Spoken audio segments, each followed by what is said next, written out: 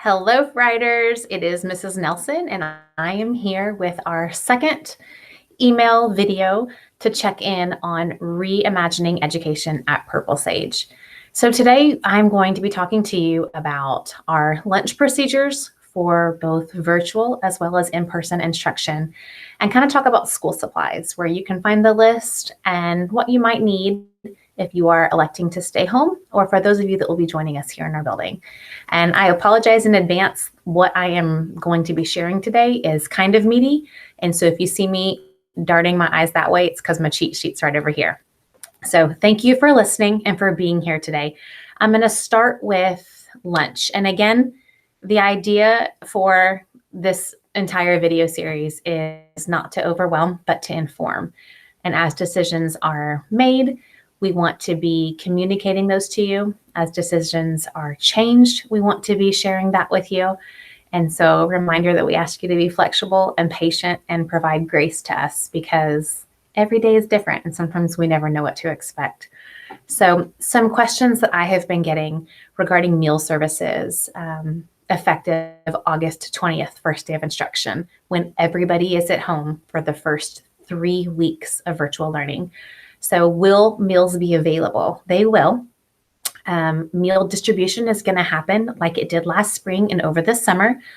Details regarding the times of those distributions and the locations will be shared out as those decisions are finalized. So stay tuned for that. Will an ID be required to pick up meals is another question. So a student's ID number will be required. And so that's something very easily I can get my hands on. So if you do not know your student's 6-digit ID number, it can be found on his or her last report card. Or for those of you that just enrolled, if you don't have that, give me an email and I'm happy to shoot that back to you real quick. Will meal service be available to everybody during the first 3 weeks of school, or will students have to pay? So yeah, it's going to be available for everybody. This is the designated pickup meals for those first 3 weeks. Reduced and paid students will have to pay their designated meal prices. So if your child is receiving free and reduced lunch, then they would either receive their meals for free or at that reduced price. And if your child pays for their meals, they would have to pay that full price for their meal. When on-campus learning resumes, what will meals look like? So we traditionally serve breakfast and lunch here at Purple Sage on a normal day. Oh, normal. Don't we all miss it? What is normal? Breakfast is still going to be served. It'll be bagged. Our students that enter our building that are needing breakfast will go straight into the cafeteria. They will have their mask on. They will stand on the little icons on the ground that socially distance them, and there will be adults in there that guide them through the serving line to pick up their bagged breakfast, and then they're going to take it back to their classroom to have lunch in there. Are currently, based on our numbers of students that are returning for in-person instruction, we are going to be able to offer lunch in our cafeteria. And so again, everything is subject to change. You just never know what's going to happen. But as of right now, we are able to socially distance our in-person learners and provide them lunch in the cafeteria. So the same process for students buying lunch. For students bringing lunch, they would just take their lunch with them to the lunchroom, and it would just be the absolute best part of their day, no doubt.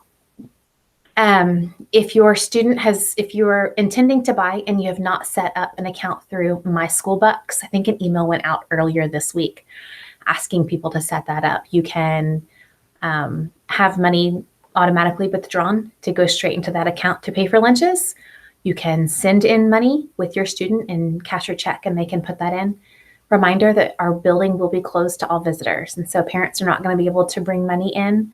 Parents will not be able to come in and have lunch with their learners, and we are not able to allow off-campus food. And so we'll be running on, different personnel, because everybody's going to be all hands in on virtual and in-person learning. And so we will not be able to have food deliveries and or lunch deliveries. So if a student does not have a lunch, we will send them through the lunch line, and then the family will be responsible to pay back that price if they don't have a My School Bucks account set up. What else do I need to tell you? It's also advised that everybody brings in a labeled reusable water bottle if you're coming in person. Our water fountains have currently been closed down as to not spread transmission, because we know how kids are, right? They put their mouths on everything. And so if your student has a reusable water bottle, please, with the lid that closes and seals, put their first and last name on it. We do have refillable water stations that will be cleaned throughout the day, and they're touchless. So a student can put his or her water bottle underneath it. It senses, and the water will just automatically fill it. So thank you to our amazing PTA a few years back for installing those for us. We have a few in the building.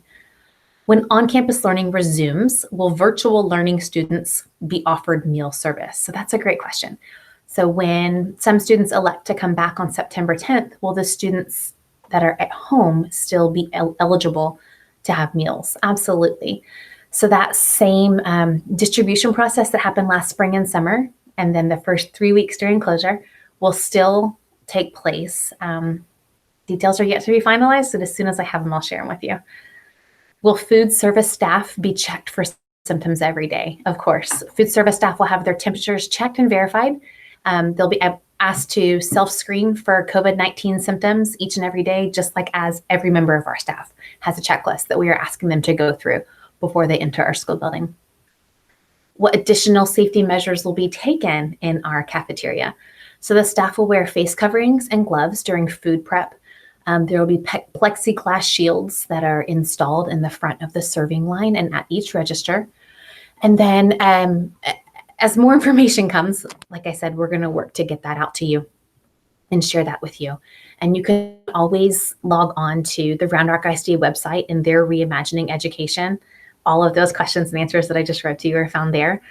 Let's kind of shift gears a little bit and talk about school supplies. So our school supply list is on our website. It's also linked in this email, in the text copy, the PDF text copy.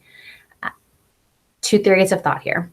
So if you are staying at home after September 10th, all my dates get crazy messed up in my head. Anybody else have that problem? If you're electing to stay home and be a virtual learner after the building opens, my advice would be to pause on school supplies and really wait until you meet your virtual teacher and ask her what you think that your student's going to need at home. Do you need 6 color pocket folders? Do you need 5 composition books? You might not, right? So if you want to buy the stuff and you have it on hand while the sales are going on and it's tax-free weekend, and if you want to pause. There is no wrong here. And then my advice for those learners that are coming in person, my advice would be to buy it all, whatever is listed on your school supply list that you see within reason and you're able to do, and send everything in labeled. So traditionally, we have done community supplies and everything just goes in a bucket and everybody touches everything. That'll look very, very different, right? In times of the COVID. So every student is going to be responsible for his and her materials, and we're going to help everybody with that. So pencil boxes, pencil bags, items remaining in desk labeled with his or her name would be wonderful. If you don't have a chance to do that, we'll do it for you when they get here.